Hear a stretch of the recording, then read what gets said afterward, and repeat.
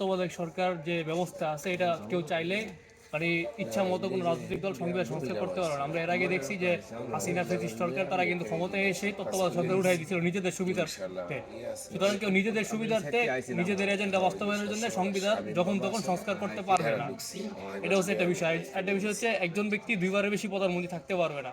এরকম বেশ কিছু গুরুত্বপূর্ণ অপশন আছে, এগুলোর জন্য মূলত গণভোটের আয়োজন করা হয়েছে, হা ভোট না ভোটের। সুতরাং এটাতে আমাদেরকে সবাইকে হা ভোট দিতে হবে এবং জনগণকে বুঝাইতে হবে। আমি রাজনীতির বাইরে মানে দলমতের বাইরে আপনাদের এখানে আসছি, আমি কিন্তু কোনো দলের সাথে সম্পৃক্ত নাই।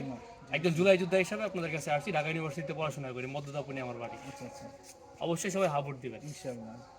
না এটা আসলে তো আমগরে বলা দরকার না, দরকার আছে না আরো যারা আমরা যারা কিছুটা বুঝি, কারণ আপনাকে বলার কারণ হচ্ছে আমি যতটুকু বুঝি আরেকটু বেশি বুঝলেন, আপনি যতটুকু বুঝাইলেন পাঁচজনকে বুঝাইলেন, আপনার মাধ্যমে আরো পাঁচজন বলার সুযোগ বুঝলে তো শুধু হার মধ্যে বুদ্ধি পারবো এর সম্বন্ধে তো আমরা সেটা করবো যারা না বুঝে এগারো শুধু হাবু তুমি হার মধ্যে বুদ্ধি পারবো বুঝতে পারবো হারাই এক লোক যাতে 10 বছর উপরে না যেতে না